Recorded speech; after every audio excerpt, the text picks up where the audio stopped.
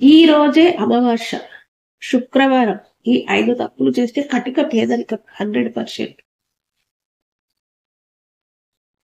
మాఘమాసంలో వచ్చే అమావాస్యని మాఘ అమావాస్య అని అంటారు. ఫిబ్రవరి 28 శుక్రవారం నాడు మాఘ అమావాస్య వచ్చింది. ఈ మాఘ అమావాస్య చాలా శక్తివంతమైనది. మాఘమాసంలో వచ్చిన అమావాస్య తిథి అందులోనూ శుక్రవారంతో కలిసొచ్చింది. ఇలాంటి శక్తివంతమైన రోజు మళ్ళీ మళ్ళీ రాదని జ్యోతిష్య నిపుణులు చెబుతున్నారు. ఈ అమావాస్య నాడు చేసే కొన్ని తప్పుల వల్ల మీ ఇంట్లోకి దరిద్ర దేవత అడుగు పెడుతుందట. క్షణాల్లో పేదరికం చుట్టుముడుతుంది. అలాగే అమావాస్య రోజున చేసే కొన్ని పరిహారాల వల్ల మీ ఇంట్లోకి లక్ష్మీదేవి అడుగు పెడుతుంది. ఈ అమావాస్య రోజున ఏ పనులు చేయాలి, అలాగే పొరపాటున కూడా చేయకూడని తప్పుల గురించి ఈ వీడియోలో తెలుసుకుందాం. ముందుగా ఈ వీడియోకి ఒక లైక్ కొట్టి మన ఛానల్ని సబ్స్క్రైబ్ చేసుకోండి. శుక్రవారంతో కలిసొచ్చిన అమావాస్య నాడు ప్రతి ఒక్కరూ లక్ష్మీదేవిని పూజించాలి. ఈ రోజున చేసే పూజలకు రెట్టింపు పుణ్య ఫలితం లభిస్తుంది. లక్ష్మీదేవి ఆశీర్వాదాన్ని సులభంగా పొందవచ్చు. మీ పూజ గదిలో ఉన్న లక్ష్మీదేవి పటం ముందు 5 ఒత్తులతో దీపారాధన చేయండి. ఈ శక్తివంతమైన మాఘ అమావాస్య నాడు ఎవరైతే లక్ష్మీదేవి ముందు దీపం వెలిగిస్తారో అలాంటి వారికి ఆకస్మిక ధనలాభాలు చేకూరుతాయి. మీ ఇంటిపై ఎల్లవేళలా లక్ష్మీ కటాక్షం ఉంటుంది. అమావాస్య రోజున ప్రతి ఒక్కరూ తలస్నానం చేయాలి. ఈ రోజున తలస్నానం చేయకపోతే మిమ్మల్ని దరిద్రం వెంటాడుతుంది. ఏ పని చేసినా మధ్యలోనే ఆగిపోతాయి.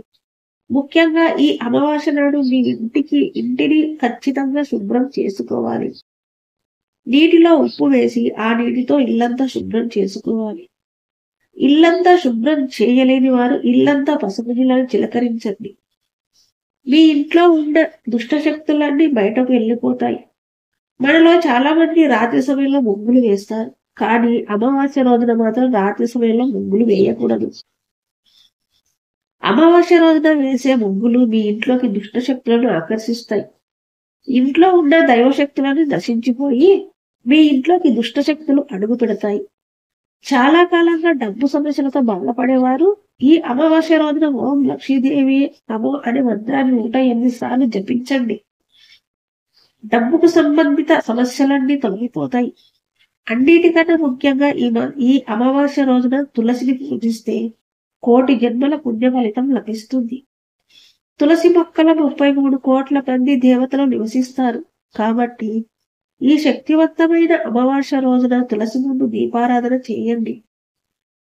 అలాగే తులసికి ప్రదక్షిణలు చేస్తే విపరీతమైన ధనలాభం కలుగుతుంది. ముఖ్యంగా ఈ అమావాస్య నాడు తలకు నూనె రాసుకోకూడదు. ఇది అనారోగ్య సమస్యలను ఆహ్వానిస్తుంది. గుమ్మడికాయలు లక్ష్మీ స్వరూపంగా భావిస్తారు. కాబట్టి ఈ అమావాస్య రోజున ఇంటి ముందు గుమ్మడికాయను కట్టుకుంటే మీ ఇంట్లో లక్ష్మీదేవి తిష్ట వేసుకుని కూర్చుంటుంది. మీ ఇల్లంతా ధనంతో నిండిపోతుంది. అలాగే ఇంటికున్న నరదృష్టి దోషాలు అన్ని తొలగిపోతాయి. ఇంటి ముందు గుమ్మడికాయ కట్టలేని వారు కలబంద ముక్కను కానీ నిమ్మకాయను కానీ కట్టుకోవచ్చు. అలాగే కటిక పేదరికంతో ఇబ్బంది పడుతున్న వారు ఒక ఎర్రటి వస్త్రంలో రాళ్ళ ఉప్పును వేసి దాన్ని మూటలాగా కట్టి మీ ఇంటి ముందు వేలాడదీస్తే మీ కుటుంబానికి అఖండ వేర రాజయోగం సిద్ధిస్తుంది. క్షణంలో మీ ఇంటి పేదరికం తొలగిపోయి మీ ఇంటికి అష్ట ఐశ్వర్యాలు వరిస్తాయి.